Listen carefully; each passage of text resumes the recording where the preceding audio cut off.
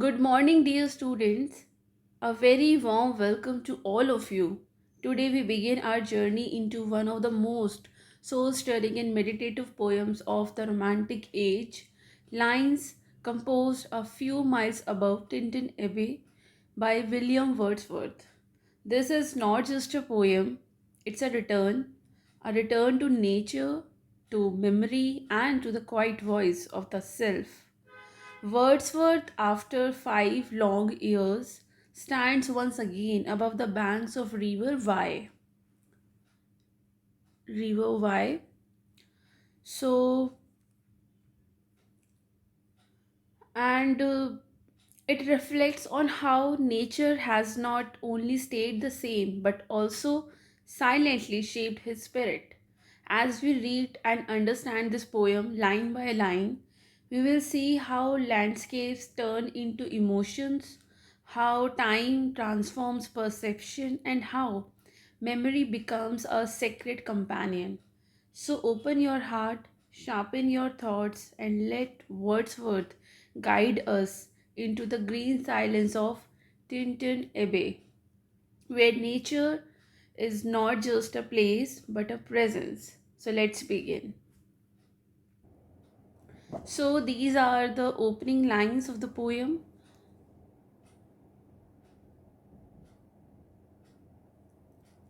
5 years have passed, 5 summers, with the length of 5 long winters, and again I hear. So the poem begins with a reflective tone. Wordsworth tells us that 5 years have passed.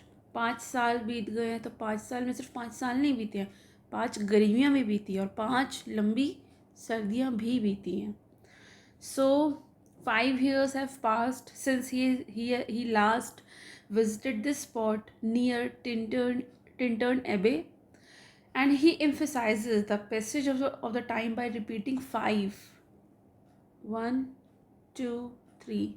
So he uses five thrice here and describing the winters as long.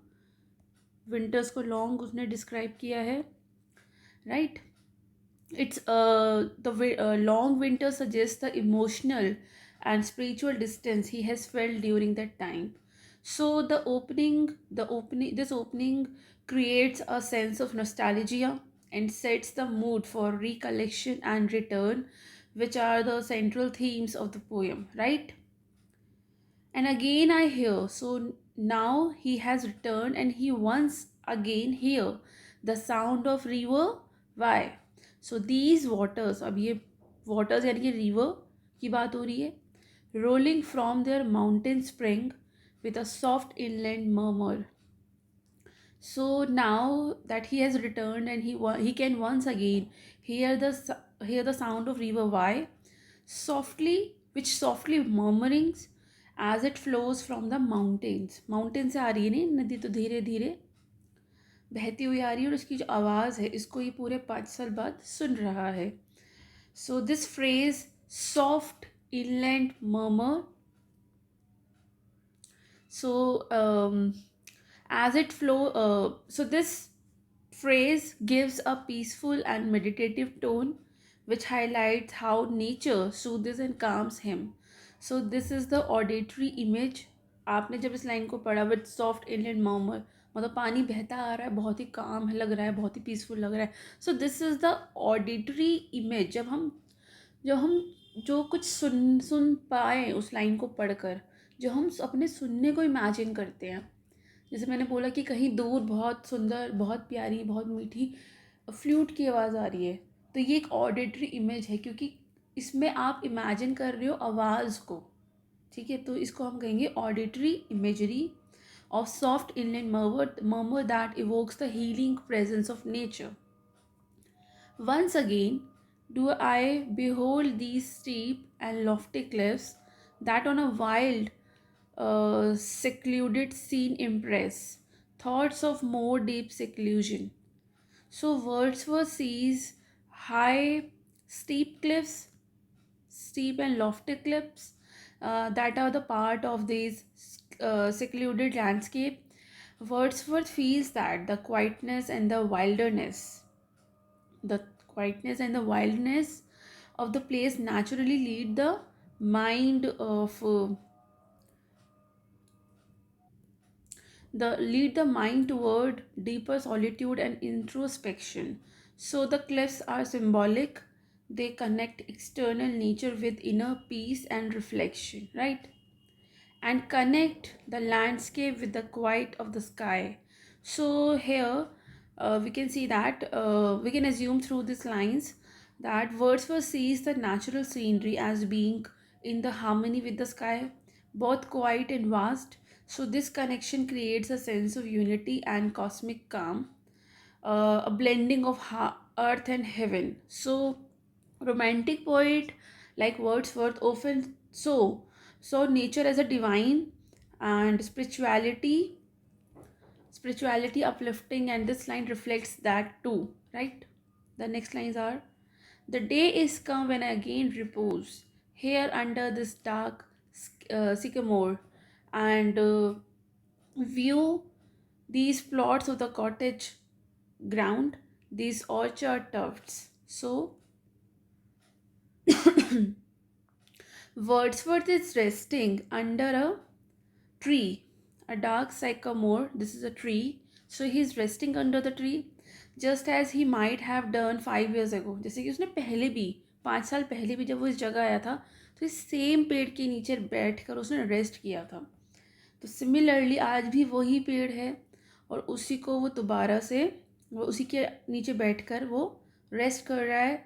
And he is looking out at small gardens, छोटे छोटे cottage grounds, यानी कि cottage grounds small gardens होते हैं, ठीक है. Cottage ground मतलब gardens. And the orchard tufts, so these are the orchards, these are also gardens that surrounds rural cottage, right? So these lines represents the simplicity of rural life, which appeals deeply to Wordsworth's romantic ideals, where peace, nature, and simplicity matters more than the city life, right? Which at the sea, and with their unripe fruits, are clad in one green hue, and lost themselves mid grooves and copses. So this is summer. ये जो season है ये summer का है, और जो fruits हैं वो अभी भी अनराइप्ड है. मतलब ये समर का सीज़न है और जो फ्रूट्स हैं वो अनराइप्ड हैं. Everything is lush and green. हर चीज़ जो है बहुत ही ग्रीन है. The garden seems to merge into groves and thickets. Thickets basically coppices को कहते हैं. सो जो गार्डन है वो मर्ज हो गया ग्रूव्स एंड थिकेट्स में, and that creating this scene is creating a natural unity, right? So this line reflect Wordsworth views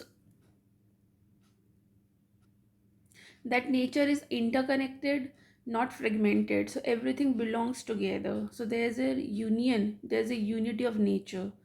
It's a merge in the garden seems to merge into the grooves and copses, right? Once again I see these hedgerows, hardly hedgerows, little lines of sportive wood run wild, these pastoral farms, green to the very door. So Wordsworth notices hedgerows को उसने notice किया है, but they are so natural and overgrown that they hardly resemble cultivated hedges, and they are described as sportive wood run wild. So it's a playful, untamed nature. That nearby pastoral farms which are so green that even their doorsteps are surrounded by vegetation. वो इतने green है, वो जो pastoral farms हैं वो इतने green है कि जो उनका doorsteps है, मतलब उनके जो doors हैं, डोर के नीचे फ्लोर पे doorstep होता है ना, वहाँ पर भी green है. मतलब वहाँ पर भी पौधे उगे हुए हैं, grass उगी हुई है. So their doorsteps are even surrounded by vegetation, by plants. So here we can see that Wordsworth loved unrefined and untamed nature. He felt it was more authentic and spiritual nourishing, right? And wraiths of smoke sent up in silence from among the trees. So here we can see that um, Wordsworth sees the smoke rising quietly from the hidden homes. मतलब जो smoke है यानी कि जो ये धुआं है वो छुपे हुए, मतलब जो घर हैं एक के पीछे गलियों में जो घर हैं वहाँ से कुछ धुआं आ रहा है बहुत ही धीरे धीरे क्वाइटली, और जो जंगल में आग लगी है, the Fyers in the tree, मतलब पेड़ों के बीच में जो आग जल रही है वहाँ से धुआं आ रहा है.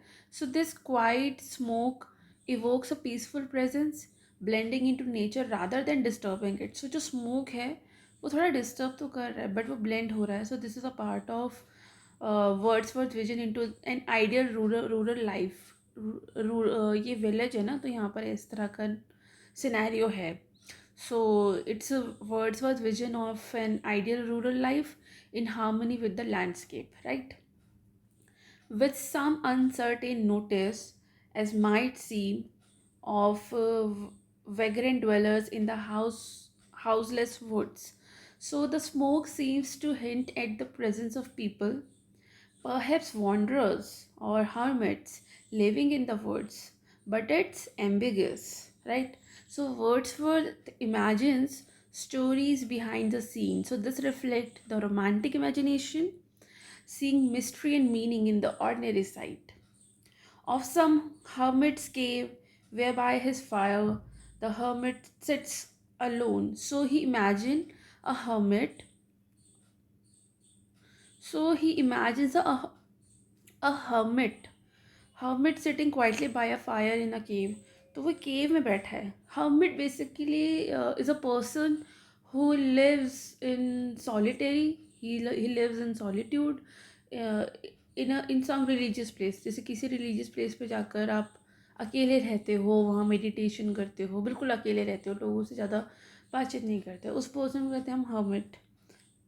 So he imagines a hermit sitting quietly by a fire in a cave, a life of solitude and meditation and close to nature. So this thought appeals to Wordsworth because it symbolizes a life of reflection, simplicity and spiritual depth. So this, and the hermit sits alone, तो वो अकेला बैठा है बिल्कुल.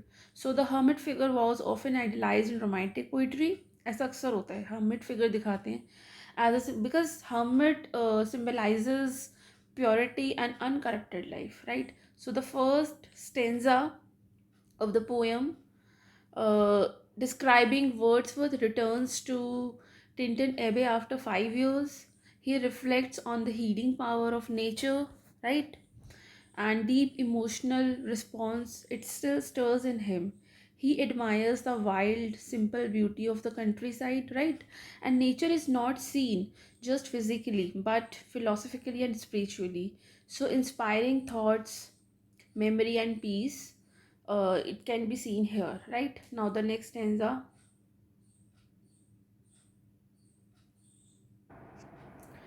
Um, these beauteous forms through a long absence and have not been to me, as is a landscape to a blind man's eye.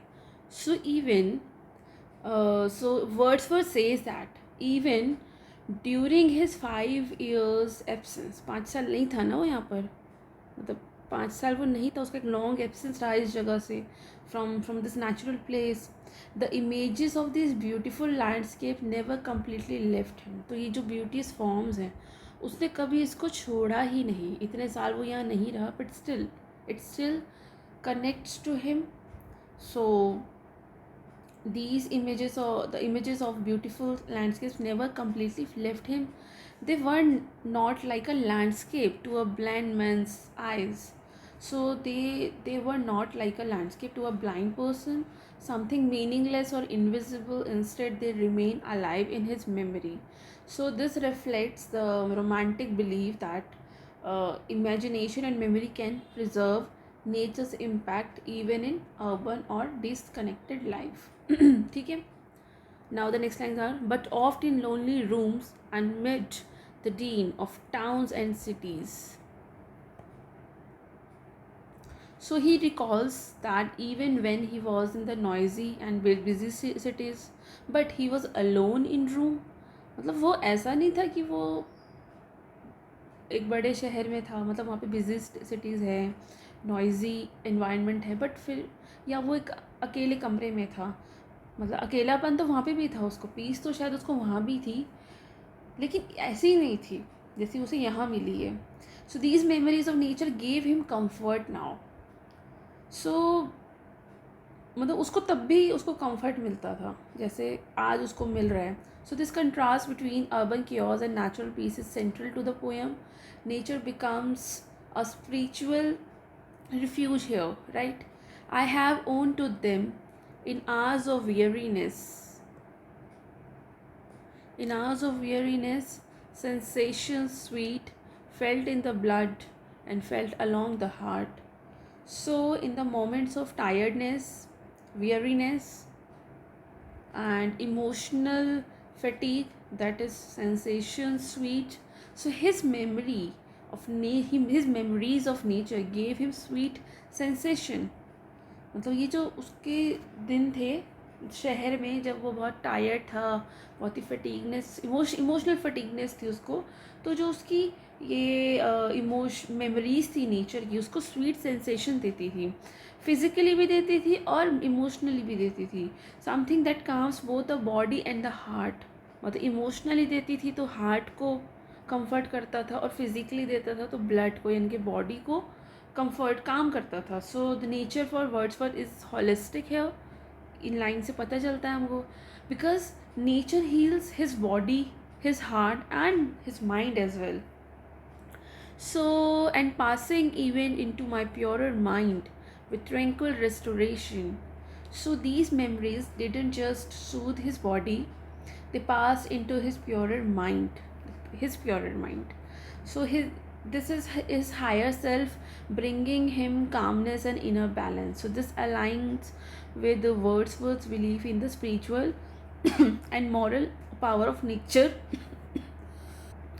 It elevates the soul, right? Feelings too of unremembered pleasure, such perhaps as have no slight or trivial influence.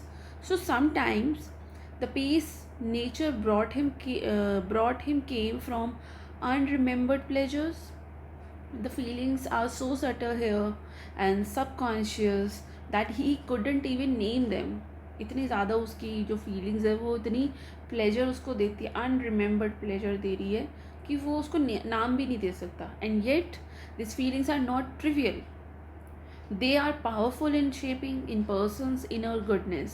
So Wordsworth highlights how even the smallest unnamed joys of nature can leave lasting impression on that best portion of Goodman's life, his little, nameless, unremembered acts of kindness and of love. So he connects the quiet joy of nature to the best part of a person's character, right? The simple, unremembered acts of kindness and the love we show in everyday life. So these virtues, these gentle virtues are not grand or famous, but they are foundation of goodness. Kindness और love की foundation है ये सारे virtues जो है. So Wordsworth believe that nature nurtures morality and it also helps to shape kind and compassionate souls. No less I trust to them I may have owed another gift of aspect more sublime, right? So he says he owes another gift to nature, something even greater than physical or emotional calm, a sublime or elevated spiritual experience. So sublime is the key of romantic concept. Sublime refers to moments of awe, transcend, and spiritual awakening in the face of nature, right? That blessed mood in which the burden of mystery, in which the heavy and weary weights of all this intangible world is enlightened. So Nature gives him blessed mood in which the confusion, the pain, the burden of mystery, the burden of mystery, that is confusion, the pain, the heavy and weary weight of pain, and the burden of life seem to disappear. So the world, usually hard to understand and heavy, becomes easier to carry now, which lighten through spiritual clarity. तो पहले जो उसको काफ़ी confusion था, pen था, burden था उसकी life का, उससे उससे उसको छुट्टी मिल गई है. नेचर ने उसको ब्लेस कर दिया है एक मूड में, एक उसको एक ब्लेस्ड मूड दिया है. नेचर ने उसको एक ब्लेस्ड मूड दिया है जिससे ना तो अब उसको कोई कन्फ्यूजन फील हो रहा है, ना उसके मन में कोई पेन, मतलब उसको ना कोई पेन फील हो रहा है, ना ही उसके मन में कोई बर्डन है लाइफ का. मतलब वो सब डिसअपेयर कर दिया इस ब्लेस्ड मूड ने, right. So the world usually hard to understand and heavy, मतलब उसको बड़ा मुश्किल लगता था दुनियादारी, लेकिन अब उसके लिए बहुत ईजी हो गया, ईजियर टू कैरी हो गया है, लाइटेंड हो गया through spiritual clarity. So the burden of mystery, this one, is a life's existential confusion which Wordsworth says nature can momentarily lift away. That serene and blessed mood in which the affections gently lead on us. So he describes this elevated mood as serene. जो elevated mood है उसका, उसको serene दिखा रहा है. serene का मतलब होता है peaceful, right. एंड ब्लेस्ड है उसका मूड, ये काफ़ी सीरीन है उसका, पीसफुल है. Where one is not driven by logic and और cures but gently guided by pure affections and feelings. So for Wordsworth, emotion and intuition are the noble guides, not just the reasons. until the breath of this corporeal frame and even the emotions of her human blood almost suspended. So in this trance-like state, his physical being fades. This breath and blood seem to stop, as if he is slipping out of the physical world. So this is a state of near meditation and spiritual ecstasy where body and the soul separates. We are led asleep in body and become a living soul, while with an eye made quiet by power of harmony and deep power of joy, we see into the life of things. So Wordsworth says that Wordsworth says that in this moment the body falls asleep. It means it is still sleeping as we became pure soul, right? And spirituality awakened, transcending earthly existence. So in this peaceful state, his eye becomes calm, not frantic, quieted by harmony and deep joy, deep power of joy which nature brings, right? So we see into the life of things. It means this is the climax of the whole section. Wordsworth says that in this pure spiritual moment one can see into the life of things, right? It means that anyone can understand the deep truth and the inner essence and the spirit of universe. So here a powerful image of spiritual transcends. The soul becomes fully aware. He's not talking about the literal side but spiritual insight through these two lines, and this eye of the soul which can see the deeper joy, right? And through this last line, this is Wordsworth's definition of the poetic vision, not just observing nature but feeling and understanding its deeper meaning. So in this section, in this stanza, in this section from there to here, in this section Wordsworth explained how memories of nature helped him survive difficult times, not just by giving comfort but by nurture his moral being and giving him access to divine spiritual experience and a state where one sees beyond appearance then and touches the truth of existence. Now the next stanza is,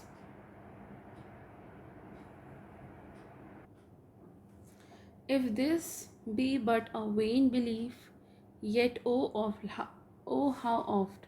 So Wordsworth momentarily questions his own faith in the healing and spiritual power of nature. He says that even if this belief,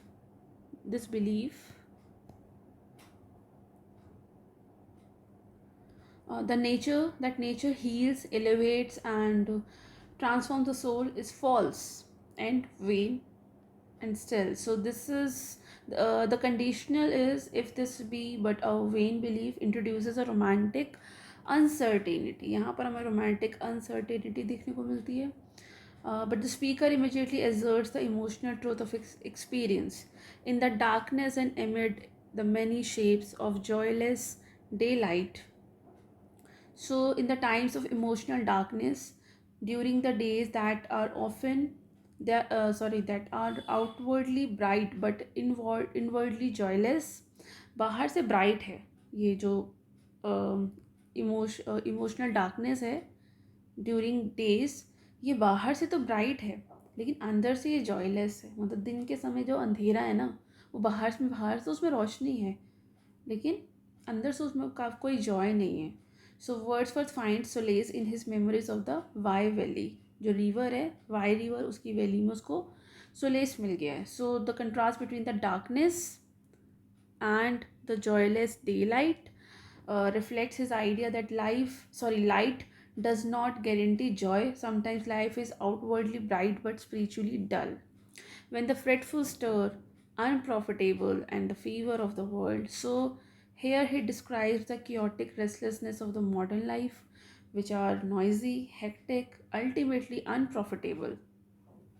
unprofitable है वो जो modern life है, उसका जो chaotic restlessness है, क्योंकि वहाँ पर शोर है, हेक्टिकनेस है, तो कोई मतलब तो है नहीं, अनफुलफिलिंग है ये. So this is a critic of industrial and urban life, a common theme in romantic poetry. So Wordsworth values peace over productivity. have hang have hung upon the beating of my heart. So this line expresses how deeply the stress and the fever of the world have affected him, the burden of his heart, that burdening his heart. So this line personalizes the anxiety of the modernity. He physically feels his weight in his heartbeat. How often, spring, I turned to thee, O Sylvan, why, though wander through the woods. So even when far away in spirit, he returns to this peaceful river, the river Wye. He personifies the river as a wanderer through the woods. यहाँ पे personify कर रहे river को, which suggests its timeless and soothing flow. So this beautifully show how nature lives in memory and memory gives strength, right? How often has my spirit turned to thee? So he ends this section with a passionate repetition. ठीक है, इस बात को फिर से repeat करके. So and with a passionate repetition and stressing how often his soul found refuge in remembering the Wye River during difficult times. So this line acts as a spiritual refrain, reinforcing nature's ongoing presence in her inner life, in his inner life, right? So this is the transition to the present moment. अब present moment में आ गई, ये पिछली बात हो रही थी, अब की बात होगी. And now with glimpse of half extinguished thought. So he stands there once again. Wordsworth stands once again on at Tintern Abbey. He experienced flashes of fading moments, the gleams of earlier feelings, not as vivid as before. So the word half is extinguished suggests both time's passage and the waning intensity of youthful emotion, with many recognition, dim and faint, and somewhat of sad perplexity. So here Wordsworth recognizes the place, but not as clearly or strongly as before. There's a mix of joy and sadness. थोड़ा सा वो दुखी भी है, थोड़ा सा उसे खुशी भी है. It's a perplexity, sad perplexity है ये, थोड़ी सी खुशी थोड़ा सा दुख. और इमोशनल कन्फ्यूजन है यहाँ पर, which was born on time, change, and maturity. So Wordsworth is honest about the bittersweet nature of memory. He is no longer the same person who once stood here. अभी वो खुद बदल गया है. The picture of the mind revives again. So, um, despite the fading of old impression, the mental image of the place is coming alive again. So nature reawakenings his inner vision. So this line captures how memory and imagination work together to restore inner harmony. While here I stand not only with the sense of present pleasure but with pleasing thoughts that in this moment there is life and food for future years. So as he stands there, Wordsworth enjoys the present joy, but more than that, he finds comfort in knowing that this very moment will become a source of future peace and inspiration, just like the past has been, right? So this is the key romantic theme which present experience becomes the future memory, sustaining the soul across the time. And so I dare to hope, though change no doubt from what I was when first I came among these hills. So he acknowledges that he has changed since he came here. He first came here. He was younger, perhaps more instinctively joyful. Still, he dares to hope. I dare to hope बोला है ना इसने. So he dares to hope that he can continue to receive the gifts of nature in new and more reflective ways. So this is Wordsworth's idea to mature romanticism, not just youthful delight in nature, but deep philosophical appreciation that grows with time, right? So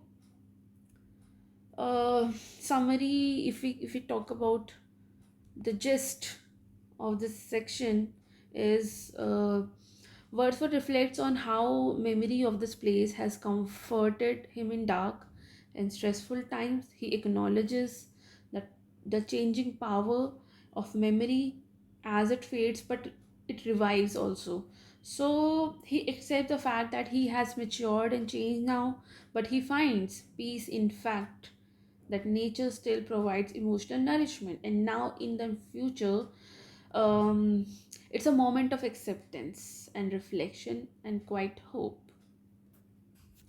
So this is a very long poem, so I suggest to pause here. So we pause with a heart full of reflection. Tintin Abbey is not just a poem, it's a journey through memory, nature, and the soul. So Wordsworth lines invite us to look within and to understand how nature, uh, how natural world quietly shapes our emotions, our values, and even our understanding to the life itself. Since the poem is rich in meaning and deeply philosophical, we have explored only a part of it today. To do full justice to its beauty, we will continue with the remaining lines in our next class. So take a moment today to reflect on what we have read, how nature not only lives outside us but also within us, in our thoughts, memories, and hopes for the future. So until we meet again, keep reading, keep feeling, and most importantly, stay connected with the world around you. Thank you.